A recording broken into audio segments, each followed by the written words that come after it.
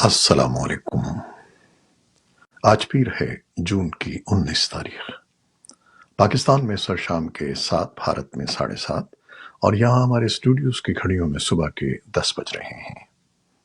Voice of America Washington کی Urdu service سے میں ہوں خالد حمید، خبروں کے ایک بلیٹن کے ساتھ۔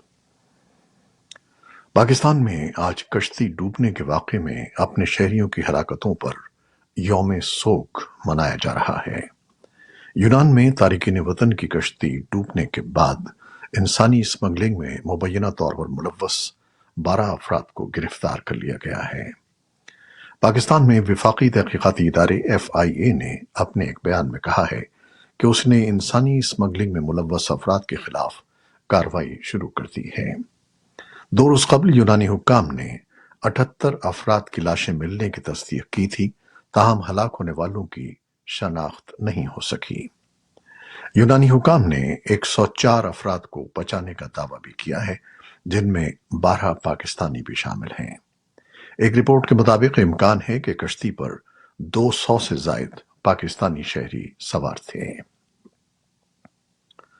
بھارتی حکومت نے وزیر اعظم نریندر مودی کے امریکہ کے دورے سے متعلق تفصیلات باضابطہ طور پر پیر کو میڈیا کے سامنے پیش کی اور کہا کہ یہ دورہ دونوں ملکوں کے باہمی تعلقات میں ایک اہم سنگ میل ثابت ہوگا۔ یہ 3 روزہ سرکاری دورہ 21 جون سے شروع ہو رہا ہے۔ نئی دہلی کے میڈیا میں اس دورے پر گفتگو ہو رہی ہے۔ اسے بھارت امریکہ تعلقات کے سلسلے میں ایک اہم دورہ مانا جا رہا ہے۔ پشتون تحفظ موومنٹ کے بانی رہنما اور افغانستان سے ملحقہ قبائلی ضلع جنوبی وزیرستان سے ممبر قومی اسمبلی علی وزیر کو سیکیورٹی فورسز نے سوموار کی صبح شمالی وزیرستان سے حراست میں لے کر میران شاہ منتقل کر دیا ہے۔ علی وزیر کی گرفتاری کی نوعیت یا وجوہات کے بارے میں سرکاری طور پر ابھی تک کچھ نہیں بتایا گیا ہے، تاہم 2 دن قبل وفاقی تحقیقاتی ادارے FIA نے علی وزیر اور منظور پشتین سمیت پشتون تحفظ تحریک کے متعدد رہنماؤں کو سائبر کرائم کے ایک مقدمے میں 23 جون کو پیش ہونے کی ہدایت کی تھی۔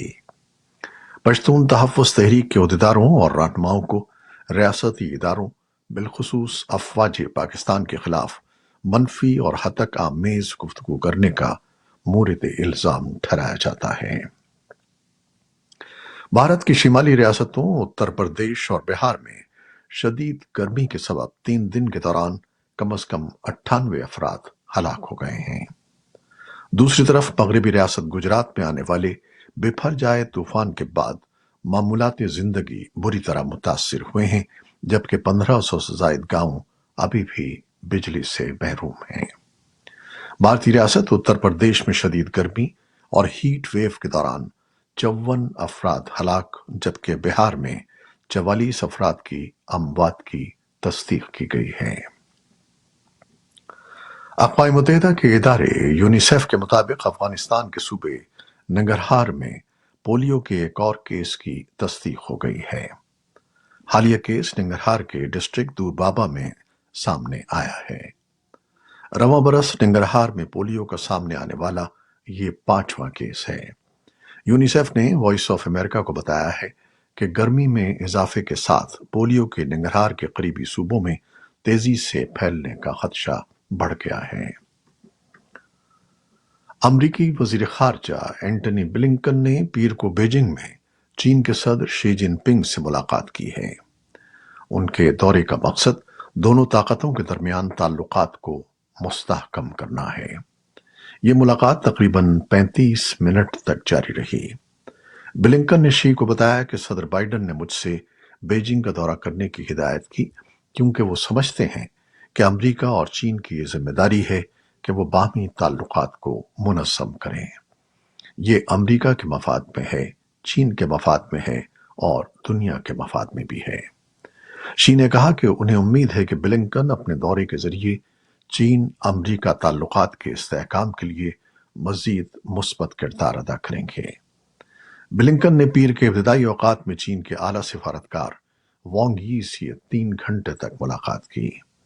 محکمہ خارجہ کے ترجمان میتھیو ملر نے ایک بیان میں کہا کہ بلنکن اور وانگ نے متعدد دو طرفہ اور عالمی مسائل پر توجہ دی اور ساتھ ہی مشترکہ بین الاقوامی مسائل کے حل کے لیے تعاون پر زور دیا۔ چین کے سرکاری میڈیا کے مطابق چینی صدر نے اینٹنی بلنکن سے ملاقات کے بارے میں کہا کہ فریقین نے خوشگوار ماحول میں دو طرفہ دلچسپی کے امور پر گفتگو کی ہے۔ اینٹنی بلنکن 2018 کے بعد چینی صدر سے ملنے والے پہلے امریکی وزیر خارجہ ہیں۔ امریکی وزیر خارجہ کا یہ دورہ ایسے موقع پر ہوا ہے جب امریکہ کی جانب سے چینی جاسوس غبارے کو مار گرانے اور تائیوان کے تنازع پر تعلقات میں تناؤ پایا جاتا ہے۔ بلنکن نے 2 روزہ دورے میں چینی ہم منصب سمیت اعلیٰ ترین سفارتی عہدیداروں سے ملاقاتیں کی ہیں۔ یوکرین کی نائب وزیر دفاع ہینا مالیار نے پیر کو کہا کہ یوکرین کی افواج نے گزشتہ 2 ہفتوں کے دوران 8 بستیوں پر دوبارہ قبضہ کر لیا ہے، جن میں زاپورژیا کے علاقے میں حیاتی کھاد کی بھی شامل ہے۔ ادھر روسی حکام نے پیر کو بتایا کہ یوکرین کی سرحد کے ساتھ واقع روس کے بیلگراڈ کے علاقے میں گولہ باری سے 7 شہری زخمی ہوئے ہیں۔ بیلگراڈ ریجن کے گورنر نے ٹیلی گرام پر پوسٹ کیا کہ حملوں سے کئی رہائشی عمارتیں متاثر ہوئی ہیں۔ اقوام متحدہ نے اتوار کو کہا کہ ماسکو نے کاخوفکا ڈیم کے ٹوٹنے سے متاثرہ روس کے زیر کنٹرول جنوبی یوکرین کے علاقوں کے رہائشیوں کی مدد کے لیے اس کی درخواستوں کو مسترد کر دیا ہے۔